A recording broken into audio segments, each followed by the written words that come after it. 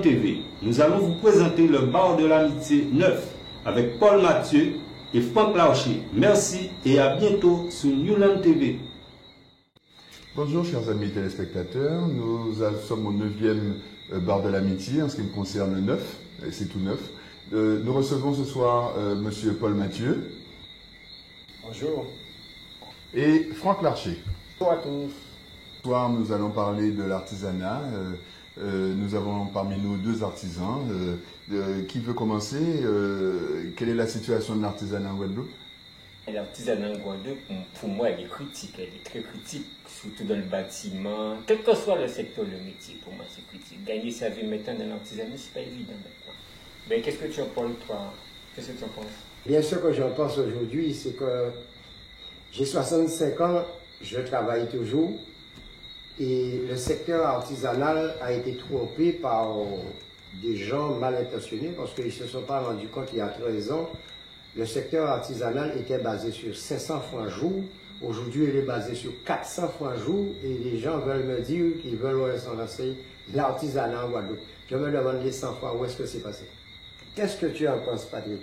Disons ce que j'en pense en fait, c'est que depuis les années 60, on disait que l'artisanat est la forme la plus démodée de l'industrialisation et il faut viser que ça n'a pas de place dans le monde nouveau, dans The New Land, hein, et en fait que l'artisanat de toute façon il faut viser maintenant à la standardisation. Donc en fait, bon, s'il y a une pièce par exemple dans l'automobile, une pièce qui est abîmée par exemple, bon, mais il n'y a pas à la réparer, il faut simplement faire de l'échange standard.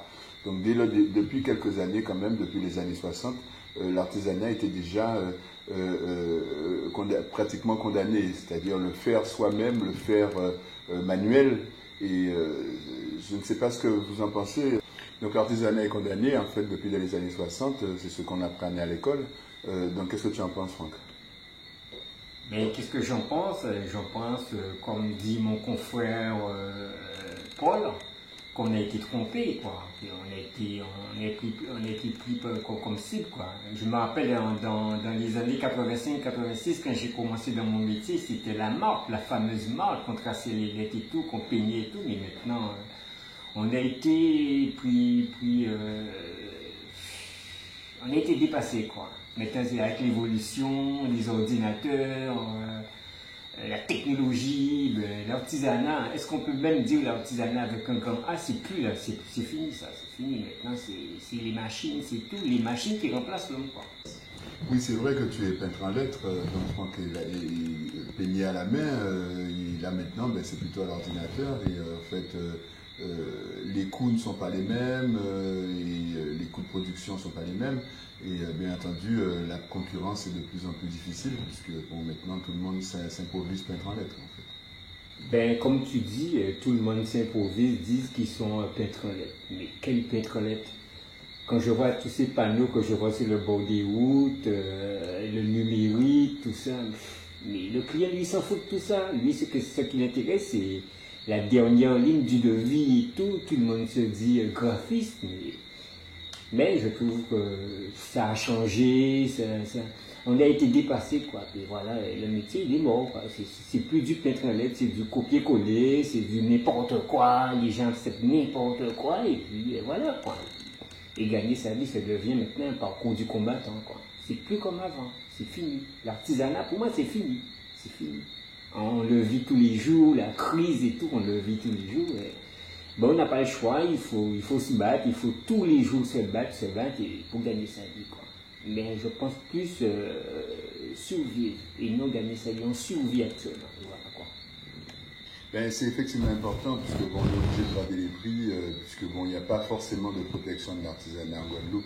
J'ai l'impression quelque part que c'est une affaire de politique et qui ne sont peut-être pas forcément au service de la petite entreprise, puisque bon, c'est bien connu, si les politiques ont besoin d'argent pour payer leur campagne électorale, ben, théoriquement c'est plutôt vers les grosses entreprises et plutôt les entreprises importatrices qu'on se tourne, et les entreprises avec des gros moyens, bien entendu, donc des gros moyens bancaires, des gros moyens en termes de machines, etc. Donc qui dit gros moyens, forcément, dit baisse de prix. Alors, donc, ça va effectivement dans le sens des intérêts du consommateur final, mais est-ce que réellement nous sommes préparés au niveau bancaire pour pouvoir faire face et s'organiser déjà, puisque bon, normalement, théoriquement, ça devrait être dans notre culture de nous organiser entre nous, mais est-ce que véritablement nous prenons le pas de s'organiser entre nous, du faire ensemble, voilà, pour arriver à faire face à la concurrence qui est de plus en plus difficile et je dirais même quelque part un peu déloyale.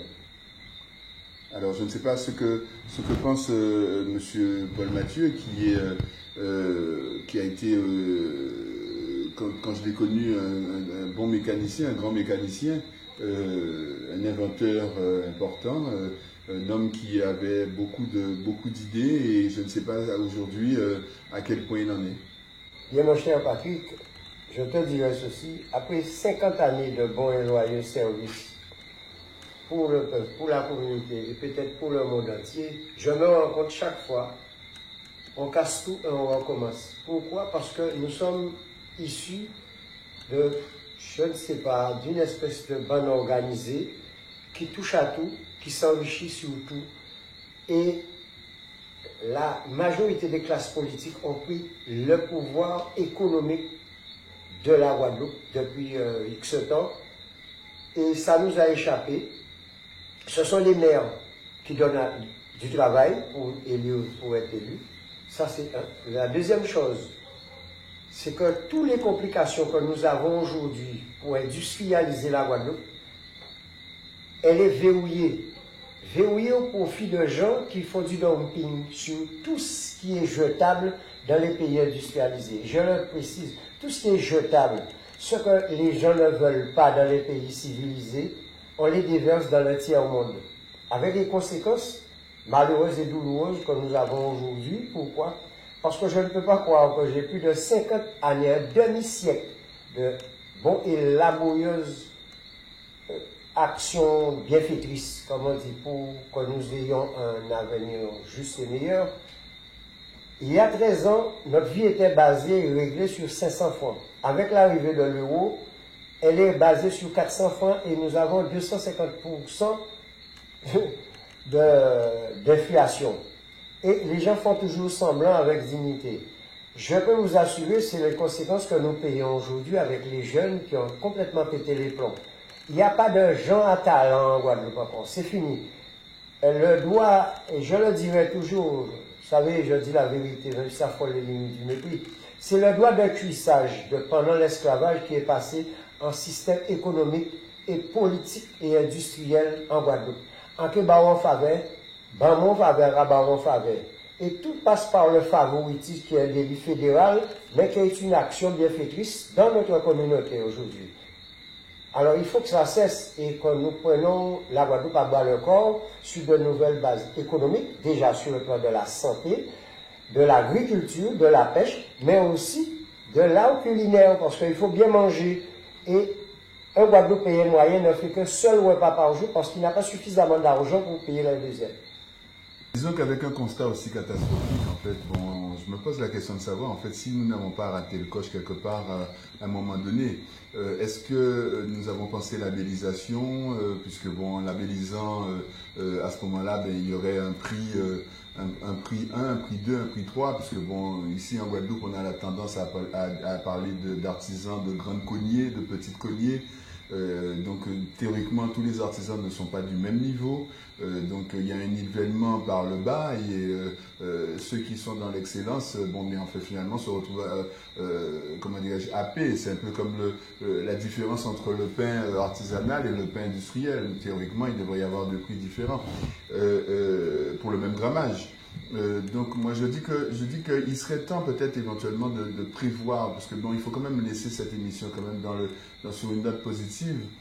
C'est quand même le bar de l'amitié et quelque part en fait nous devons absolument, nous sommes condamnés à retrouver un peu un minimum d'amitié entre nous, un minimum de fraternité. Je dirais qu'il serait temps peut-être effectivement de se retirer un peu, de trouver un endroit à nous dans lequel nous pourrions nous retirer pour pouvoir discuter un petit peu de la situation, discuter de ce qu'on pourrait faire pour pouvoir améliorer les choses, parce que tout est toujours perfectible. Nous sommes quand même chez nous, nous connaissons les chemins de traverse, nous connaissons les besoins, les envies, les plaisirs de la clientèle. Je pense qu'il y a encore une clientèle pour l'artisanat. C'est tout le souhait que je puis formuler. Et de toute façon, nous reviendrons sur cette question sur Newland TV dans une prochaine émission. Si vous avez la possibilité de nous envoyer vos commentaires, ça serait vraiment très important qu'on sache un petit peu ce que vous pensez. Et donc à vos claviers. Pour nous envoyer vos commentaires sur cette émission, par exemple, nous dire un peu ce que vous pensez en fait de l'artisanat, de l'avenir de l'artisanat, éventuellement ce qu'on pourrait faire pour pouvoir améliorer les choses. Et d'ici là, eh bien, je vous souhaite au revoir, messieurs, et au revoir aux téléspectateurs. Merci.